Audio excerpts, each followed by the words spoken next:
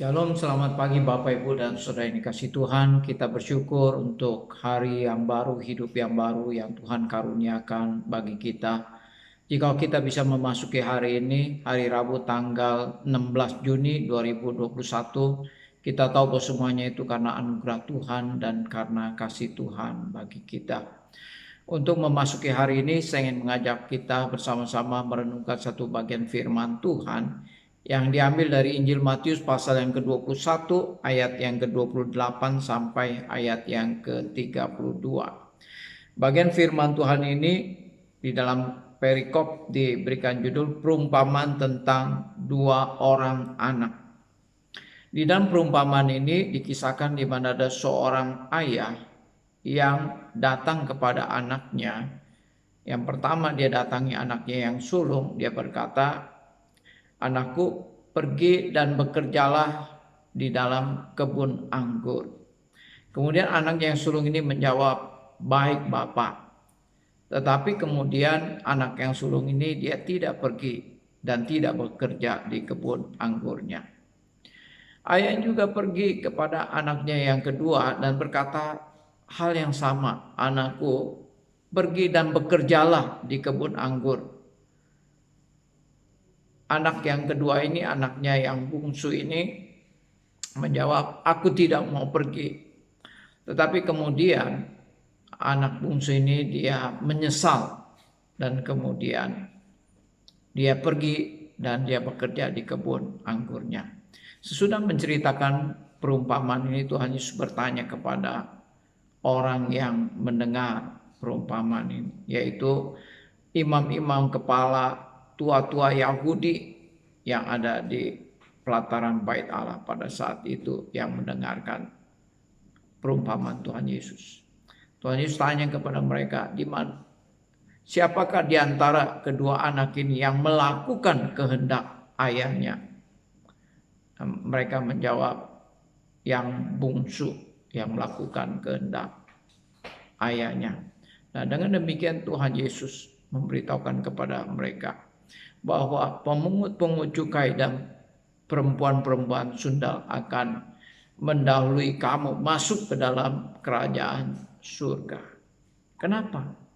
Karena dikatakan pada waktu Yohanes Pembaptis memberitakan kebenaran.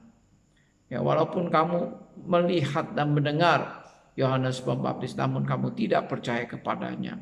Sedangkan pemungut-pemungut cukai dan perempuan-perempuan sundal, mereka mendengar pengajaran Yohanes Pembaptis, kemudian mereka bertobat dan mereka percaya kepada apa yang disampaikan oleh Yohanes Pembaptis.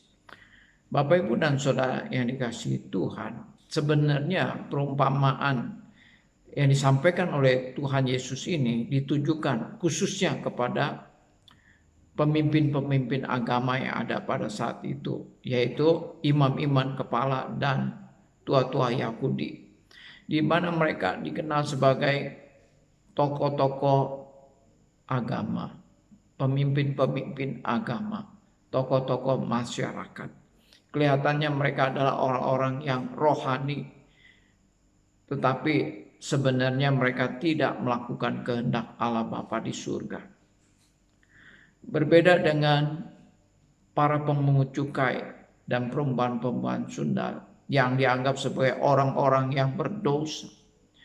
Tetapi ketika mereka mendengarkan firman Tuhan, mendengarkan kebenaran yang disampaikan kepada mereka, maka kemudian mereka bertobat dan mereka mau kembali kepada Tuhan.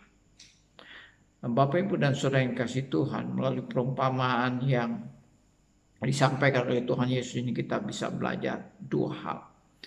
Yang pertama, Bapak, Ibu, dan Saudara yang dikasih Tuhan, jika ada orang yang menilai dirinya adalah orang yang rohani, entah dia itu sebagai pemimpin-pemimpin gereja, dia sebagai aktivis di gereja, sebagai pengurus, sebagai majelis, bahkan sebagai penginjil atau sebagai pendeta, kalau mereka tidak melakukan firman Tuhan. Kalau mereka tidak melakukan akan kebenaran firman Tuhan, tidak melakukan kehendak Allah Bapa di surga, maka mereka tidak berbeda dengan imam-imam kepala dan tua-tua Yahudi yang walaupun mereka mendengarkan kebenaran dan mereka tidak mau bertobat.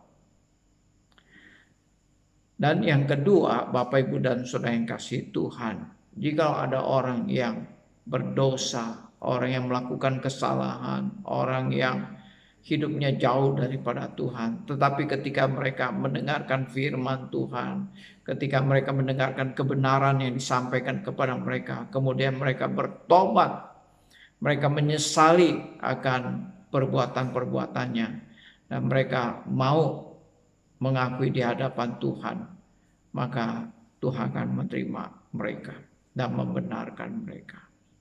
Oleh karena itu, Bapak, Ibu, dan Saudara yang dikasihi Tuhan, ya, penting bagi kita supaya kita melakukan kebenaran firman Tuhan di dalam kehidupan kita, melakukan kehendak Tuhan di dalam kehidupan kita. Itu yang Tuhan kehendaki. Siapapun kita harus taat melakukan firman Tuhan, melakukan kebenaran di dalam kehidupan kita, karena inilah yang berkenan kepada Tuhan. Kiranya Tuhan memberkati.